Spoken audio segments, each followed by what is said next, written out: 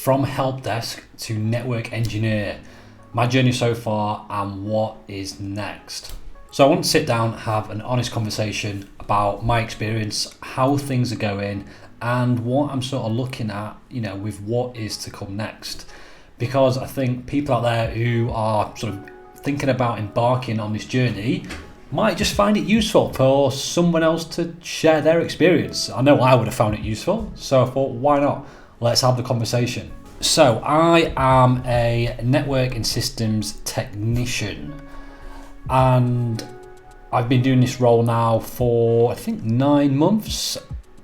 Before I started the role, I had Cisco CCST, which is the Cisco Certified Support Technician.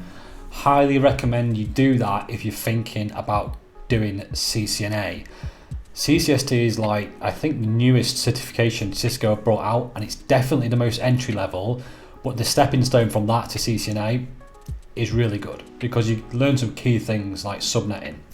So when I started my job, I had that, and I was almost ready to take CCNA. I think I was in the job a month and then I got my CCNA. So network and systems technician. And the job has been ups and downs, like any tech job. I am enjoying the fact that I've been able to learn a lot at the user end, and often a lot of things that are overlooked. Like you study CCNA, you're learning switching, routing, all that sort of stuff, but it doesn't actually teach you a lot about user end issues, and mainly because they're probably seen as a little bit below CCNA, but they're still everyday real issues, and if they're cropping up a lot, you need to know how to fix them, because you don't want to be that guy who's learning a load of networking knowledge and all this sort of stuff, but can't actually fix a relatively simple issue on a PC. So that's what I was finding when I moved into my job. Perhaps I'd overlooked some of the basic end user things because I'd sort of just left them out of my mind and I wasn't dealing with them day to day, and my head's full of routing and switching and all sort of stuff. But they're quite easy things to pick up. If you've just been away from them for a little bit, you just blow the cobwebs and you're fine. I'm talking specifically in terms of like Windows 10, Windows 11, Windows 11 upgrades, and all the sort of things that happen with them. So that's what I found that I've been dealing with in my job. A lot of end user stuff. Now, I'm also finding that I can do the networking stuff as well, but I really have to go above and beyond what is expected of me to perform those sort of things. And that's not stopped me doing them whatsoever. Whenever there's a chance to look at the network, whenever there's a chance to try and improve something, just investigate something, just bring up some network diagrams and improve them, I'm all over that. I will jump on that. I will do that 100%. And I've managed to take the lead in some really good projects as well, and I have learned a lot in this 9 months at this job that I'm doing. And now I've described it as it's a networking systems technician, but I would really describe it as a lot of the time you're in that help desk sort of situation, and then the networking and system stuff is sort of comes in dribs and drabs. So that's a little bit of my job and how I'm getting on with it and the sort of things I'm doing. I think if you are getting into tech, you have to go through these sorts of jobs anyway, because they do really make sure you're all over the fundamentals, not just of networking, but actually end user experience and what they may see if there is a problem in the network. So I wanted to just go over basically that, because I'd spoken before that I've got a job in tech, and I've been enjoying it, and I've been doing all sorts of stuff. I think some of the big takeaways that I have from this job really is a lot of virtualization. I've been doing a lot of virtualization, which is great because virtualization is everywhere now. So I'm talking about virtual machines. I'm talking about servers running on virtual machines. I've also massively upped my game in Linux administration. I've deployed a few Linux servers now, and also managed to configure a asset management system on-prem, secure, offline from the internet, and that involved a lot of Linux, So I'm really happy that I've got those skills, because not a lot of many people like know Linux for some reason. Like, everyone's obviously so Windows heavy and Windows focused. Linux is like, we don't do that. And to be honest with you, the way that I've become a lot better at Linux is actually changing my operating system at work from Windows, get rid of that, get Linux onto it, and just try and do as much as I can in the command line or in the terminal, from navigating through folders, learning about the structure. So I've really enjoyed Linux. I should mention as well, before I actually went into this tech job, I have had some tech jobs in the past before I moved to Australia. So I was working on the railway as a network and telecommunications technician. Loved that job, great job, loved it. That involved a lot of layer 1, layer 2 stuff as well. And before that I was in the armed forces, where I was focusing on radio frequency stuff. So I have had those technical jobs in the past, so I have the skills inside of me before stepping into this tech job to really rely on and build upon. So I wasn't going in sort of like this tech career in Australia completely fresh. I just had a bit of a gap since moving here before getting back into it. Why have I chosen like this network engineer career path, journey thing, whatever you want to call it? To be honest with you, for me, like, I have always been a person who just likes to figure things out. Like, I love figuring things out. Like, I used to mess around every car, every vehicle I've had. I've always been in the engine bay, doing it myself, just anything, electrical stuff. I've always found that I just love figuring stuff out, and I like having that purpose and responsibility of being the person to figure it out. So I thought, okay, you know what, let's move this and let's focus this on a career path which I see it's going to grow, it's going to expand, there's going to be more opportunities down the line than what there is now. Some people might disagree with that, with the whole AI sort of thing, but I think network engineering isn't going anywhere. It's only going to become more in demand. It's hard because it requires study and time and discipline and a lot of ownership to go back home and read up on things at night if you want to get ahead, in my opinion. So I'm down for all that. I will do that. I enjoy that. I enjoy getting obsessed with things. That's not always a good trait to have, but I can put that to good use in this industry. So I thought, you know what, I'm going to focus in now. I'm going to put everything I've got into becoming a network engineer, and we're on that path. And like I discussed with my current job, I may have come across like I'm not totally enjoying it. That's not the case. I think because I have the networking knowledge now of CCNA and the experiences I've had in the past with those technical jobs, I just wanted more sort of network opportunities than like user end stuff. You know what I mean?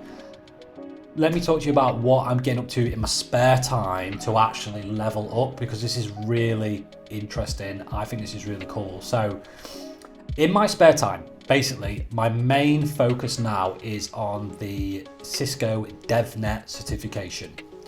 Now that's getting rebranded as Cisco CCNA Automation, and I found that quite exciting. And it was actually getting rebranded. They announced that after I'd already started studying for it, and for me that was a really positive sign, because I was like, well, if Cisco's rebranding the certification, giving it the name automation, I think that, you know, one of the biggest vendors in the world can see that this is going to be an in-demand skill that people are going to need. So they've rebranded it. The actual associate level exam hasn't changed, but the professional level one has. And that's going really well. It does take a while to get started with Cisco DevNet. We'll call it Cisco DevNet for now, even though it's going to be called automation. But that does take a while to sort of get set up in terms of your home learning environment. There's a lot of tools and software that you need to download and get used to progress through the syllabus. So in the evenings, so for CCNA, you might have used Cisco Packet Tracer. I'm using something now called EVE-NG, which is a little bit more of a step up. I downloaded the community free edition, and I purchased Cisco Modeling Labs, and when you purchase Cisco Modeling Labs, you get the images for network devices. So what that is basically you get a downloadable file, which is the operating system for network devices, and I can pull those into my EVE-NG virtual labbing equipment, labbing software, and play about on it. I probably am doing 3 to 4 times a week study, and I have maybe 2 hours at a time. I'm not like going hell for leather like I was with CCNA, because like at the beginning with CCNA I was doing like 15 hours a week study whilst working in a full-time job which wasn't tech. So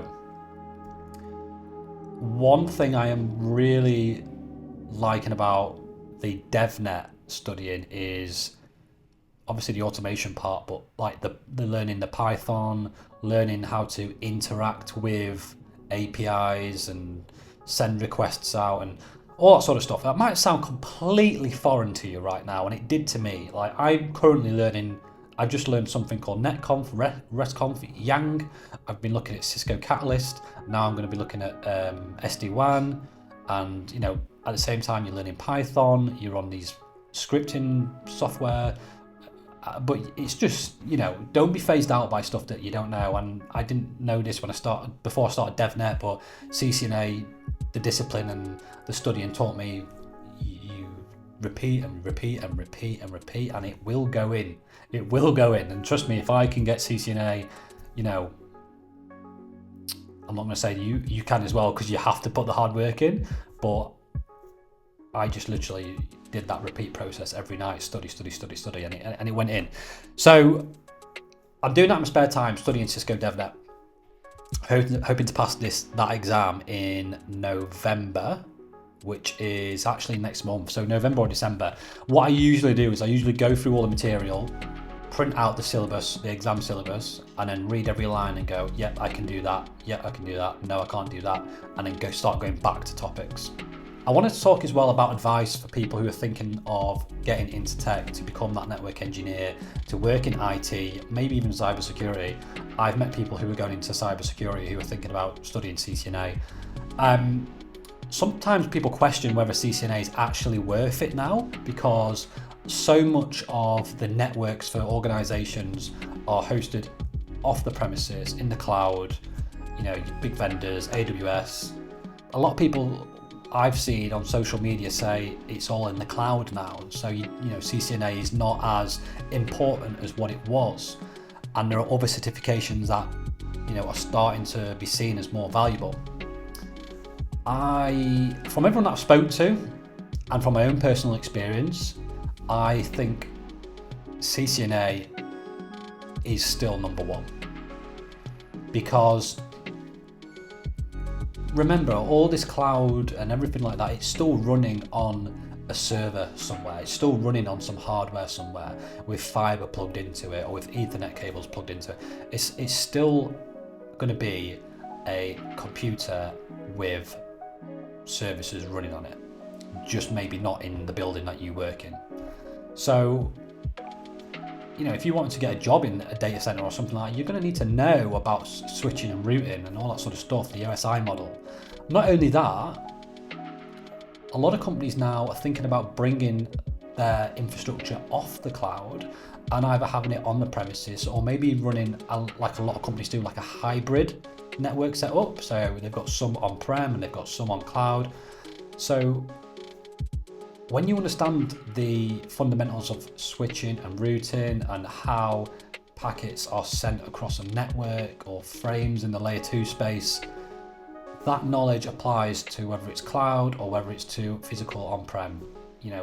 Once you understand that, you understand how the network works, how it should behave, and I think that's really valuable. So whether it's questionable, but cybersecurity, I would say do it, because in my opinion, I have spoken to people who are in cybersecurity and their network fundamental knowledge is really low, and I was really surprised, because I would have thought that they are all over that.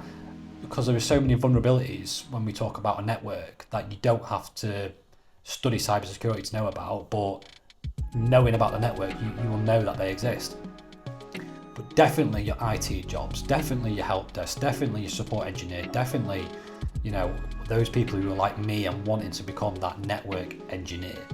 CCNA, I just think it's got to be done. It holds so much weight and it's still a really relevant certification, and they have updated it as well, you know, to be in line with what is actually out there in terms of what you're going to interact with in the real world. So definitely consider CCNA if you are thinking of doing, you know, an IT tech job. Now, where do I go next? Where do I go next? I've been thinking about this, and like, I'm at that sort of top tier help desk support engineer position right now, and I do feel comfortable applying for network engineer roles, definitely support engineer roles at that, you know, sort of level 2 support engineer roles. I really want to get more experience with enterprise infrastructure. I already deal with sort of critical infrastructure, but I would like to deal with infrastructure that businesses rely on, like I said, enterprise, healthcare. I just think those opportunities and those environments are where you can really level up and learn a lot more from what I've seen and what I've heard and the people that I know when we're talking about network engineering. I also really am thinking about what is to come after I do the Cisco DevNet course. And I'm starting to actually, or I should say, I didn't fully anticipate how much I would like the DevNet stuff. Like coding, APIs, just all that stuff. I just didn't want to touch it with a barge pole. You know, I had switching and routing drilled into me with CCNA, and I wanted to stick to those, you know, in the CLI, doing the commands and stuff. But the real world's not like that. The real world's becoming automated.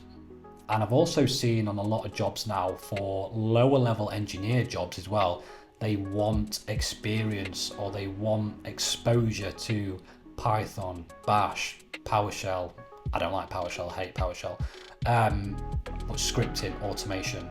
So I'm thinking now, depending on how I feel at the end of this Cisco DevNet certification, which I will pass, there's absolutely no question about it, whether I actually take that step further and start on the professional level automation certificates. I also think that I would really benefit from doing another vendor. I don't just want to stick with Cisco. I think another vendor would be really useful, something like Juniper. And I also want to get stuck into firewalls. Firewalls isn't something that I deal with, to be honest with you.